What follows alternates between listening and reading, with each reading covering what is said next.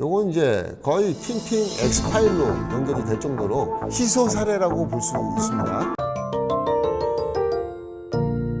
안녕하세요. 오늘은 미국에 있는 플랫폼이죠. 많은 분들이 알고 계실 겁니다. 레딧에 들어가서 썬팅을 검색해 봤더니 썬팅 불량, 윈도우 틴팅 디펙트죠. 디펙트가 발생해서 해결하려면 어떻게 해결을 해야 되느냐 라는 그런 질문들을 모아서 오늘 이야기를 나눠보는 시간을 갖도록 하겠습니다. 첫 번째 내용을 보니까 열선이 탔습니다. 사진을 보니까 모양이 이렇게 누렇게 변한 경우에는 두꺼웠던 열선이 얇아지면은 그 얇아진 그 열선 사이로 전류가 흐르면서 열이 발생해요.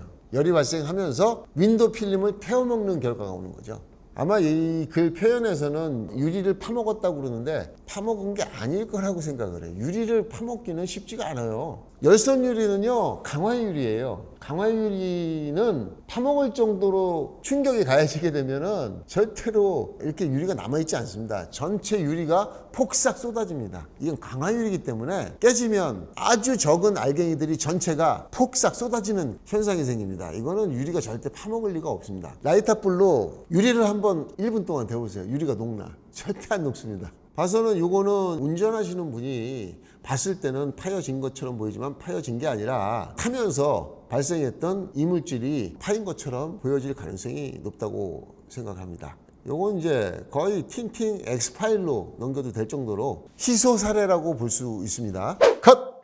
그 다음에 레딧에 올라온 질문이 있습니다.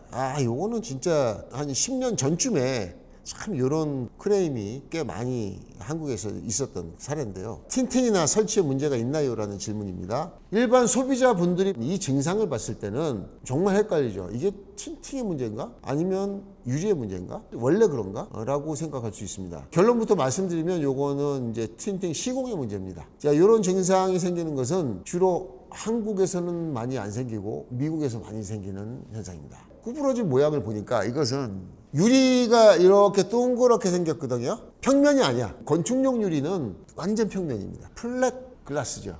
곡면이 있는 글라스가 자동차 유리입니다. 그래서 윈도우 필름, 이 플라스틱을 곡면에다 딱 놓으면 어떤 현상이 생기냐? 주름이죠.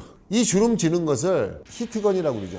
열이 500도, 600도까지 나온 히트건을 대서 수축을 시키는 겁니다. 윈도우 필름과 비닐루가 뭐가 다를까요? 비닐루는 늘어나고요. 윈도우 필름은 줄어듭니다. 윈도우 필름은 페트라고 얘기합니다. 페트병 아시죠? 코카콜라 플라스틱병, 페트병 아시죠? 페트병에 라이터를 갖다 대보세요. 늘어나나? 줄어들죠. 비닐은 늘어납니다.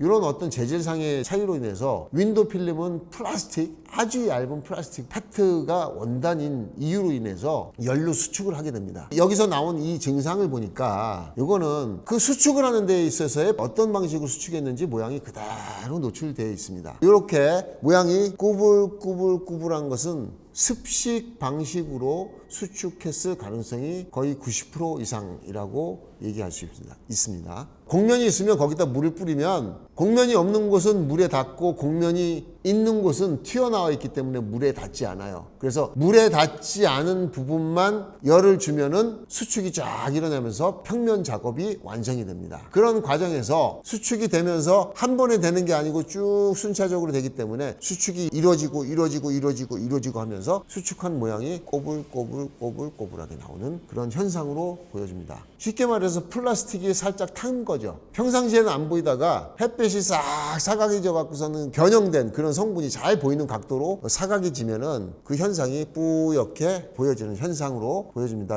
컷! 다음 케이스 한번 볼까요? 밑에서 이제 뜬 케이스입니다. 틴팅 필름은 빳빳하고요. 잘 꺾입니다. 굉장히 얇아요. 얇다 보니까 필름을 딱 꺾어서 베킹 안으로 그 다음에 도화 트림 안으로 집어넣어야 되는데 집어넣는 과정이 원활하지 않거나 도화 트림이 너무 빡빡하게 유리하고 밀착이 돼 있거나 A필라, B필라 문짝의 그 사이드 부분이 너무 빡빡하게 돼 있는 베킹 구조인 경우에는 필름을 집어넣긴 넣는데 넣는 과정에서 먼지가 유입이 되거나 또 특히나 이 하단 부분 억지로 쑤셔 넣는 거죠. 억지로 쑤셔 넣으면은 필름이 꺾여요. 필름이 한번 꺾이면은 펴지지 않습니다. 말라야 되는데 말라도 펴지질 않아요.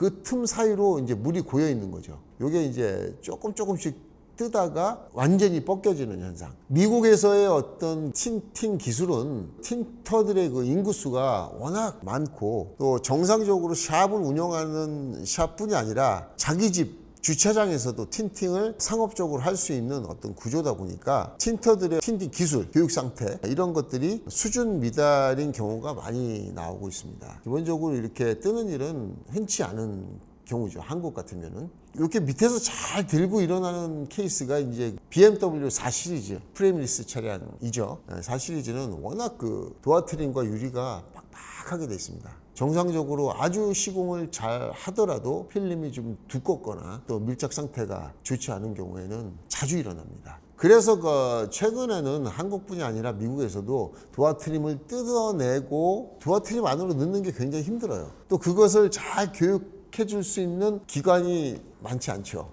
왜냐하면 이건 교육기관에서 훈련 받을 수 있는 그런 내용이 아닙니다. 많은 경험을 쌓은 기술자들, 좋은 기술자한테 전수를 받아야 되는데 그렇지 않은 케이스가 많아요. 기술은 정말 형편없는데 어거지로 기술을 배운 사람이 10년, 20년 가는 경우도 있어요. 그런 분에게 기술을 배워봤자 자기가 기술을 풀어나갈 수 있는 어떤 능력이 한계에 부딪히는 경우가 많습니다. 요거는 아주 기술적인 문제로 인해서 필름이 들뜬 현상이 나온 겁니다. 이런 친구들한테 요즘모의 글라스 틴트를 소개해주면 참 좋겠다는 생각인데 방법이 생각이 안 나요.